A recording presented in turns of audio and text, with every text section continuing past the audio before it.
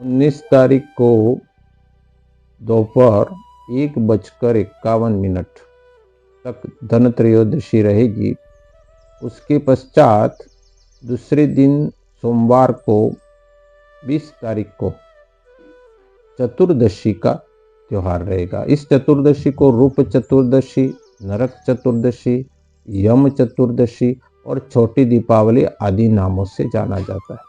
आज हम यम चतुर्दशी को किस तरह से कौन कौन से कार्य हमको करने चाहिए जिससे हमारे शारीरिक और आध्यात्मिक रूप से लाभ मिलता है। इस दिन को रूप चतुर्दशी इसलिए कहा जाता है कि प्रातःकालीन वेला में सूर्योदय से पूर्व उठकर हमें कुछ विशेष कार्य करने से हमारे रूप में और यौवन में निखार आता है। तो हम उस दिन क्या क्या करें, इस विषय पर चर्चा करें। निवेदन करना चाहूँगा, आप हमारे चैनल को लाइक एवं सब्सक्राइब जरूर करें। और भी बहुत सारे धार्मिक, आध्यात्मिक, सांस्कृतिक वीडियो आपको समय समय पर मिलते रहेंगे। तो हम चर्चा कर रहे थे रूप चतुर्दशी के लिए हमारे पद्म पुराण में कहा गया है कि आप सूर्योदय से पूर्व उठकर, आप भले दिन किसी भी दिन सूर्योदय नहीं उठ पा रहे हो तो भी इस दिन सूर्योदय से पूर्व उठकर स्नान अवश्य करें। और स्नान से पूर्व 2 चीजें हमें करनी पड़ेंगी जिसकी तैयारी पूर्व से कर लें। हम अपने शरीर पे अगर तिल का तेल मिलता है तो श्रेष्ठ है, नहीं तो अन्य तेल से पूरे शरीर पर मालिश करें। तेलाभ्यंग कहते हैं जिसे शास्त्रों में। और उस मालिश करने के बाद कुछ समय रुकने के पश्चात योग, आसन, व्यायाम, प्राणायाम तब तक करते रहें। और फिर अपामार्ग का पौधा जो हमारी स्क्रीन पे आपको दिखेगा, अपामार्ग का पौधा और लौकी जो गोल वाली होती है वो मिल जाए तो श्रेष्ठ है, नहीं तो लंबी लौकी भी चलेगी। इन दोनों को लेकर 7 बार अपने शरीर पर, अपने सिर पर से उतार कर उसको दक्षिण दिशा में फेंक दें।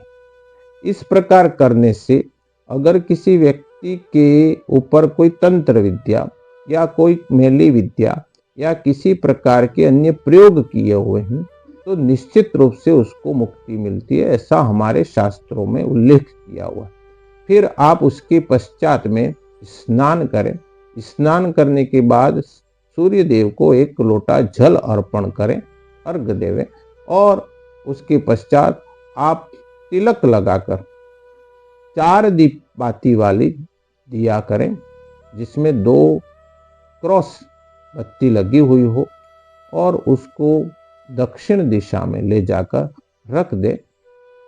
साथ ही आप वहां पर 14 मंत्र यम के जो मैं बोल रहा हूं उन 14 मंत्रों को बोलते हुए 1 लोटा जल जिसमें तिल मिश्रित हो, काले तिल हो तो श्रेष्ठ, वह डाल के वहां पर यम को तर्पण करें। ऐसा करने से हमारे सभी पूर्वजों को नरकों में गिरे हुए हो तो भी इस यम तर्पण से मुक्ति मिलती है, ऐसा हमारे शास्त्रों में उल्लेख मिलता है। तो वो कौन से 12 मंत्र हैं जो हमें बोलने हैं, जो यम के तर्पण के निमित्त हैं? हेमाद्री में भी उसका उल्लेख दिया हुआ है।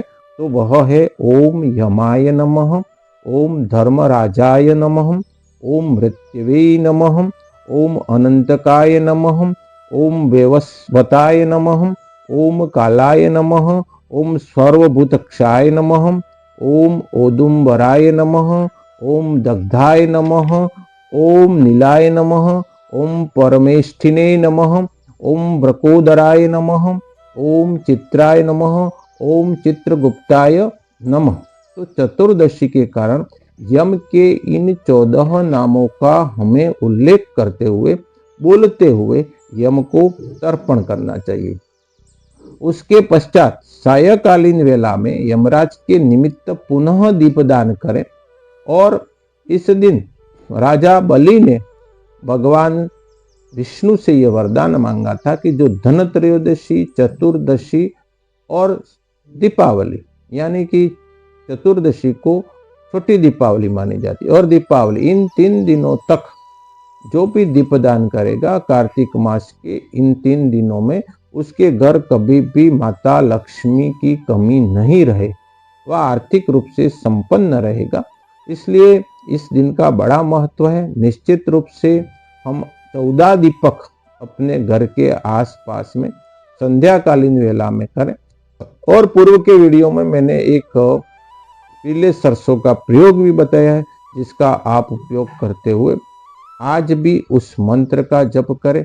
एक बात और मैं विशेष रूप से आपको कहना चाहूंगा कि सुबह में जो प्रयोग करेंगे उसमें जो मंत्र है उसको आप 3 बार जरूर बोले। वो मंत्र आपको स्क्रीन पर पुनः मैं दिखा रहा हूं।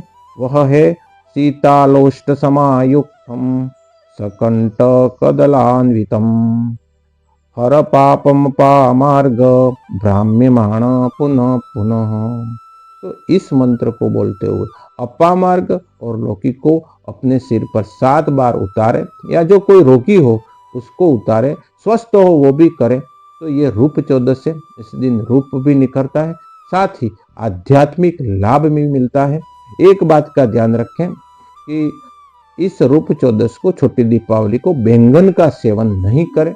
आप दालों में उड़द की छिलके युक्त दाल को भोजन में अवश्य प्रयोग करें।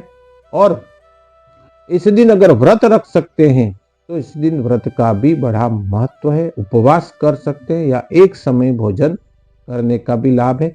और साथ ही सभी आध्यात्मिक व्यक्तियों से मेरा निवेदन है, आप जिस मंत्र को जप करते हो या ध्यान करते हो तो संध्या के समय प्रातःकालीन वेला में सूर्योदय के उदय के बाद प्रयोग करने के पश्चात, और शाम को सूर्यास्त के समय उसके अधिक से अधिक जप करें, या उस ध्यान करते हो तो अधिक से अधिक ध्यान करें।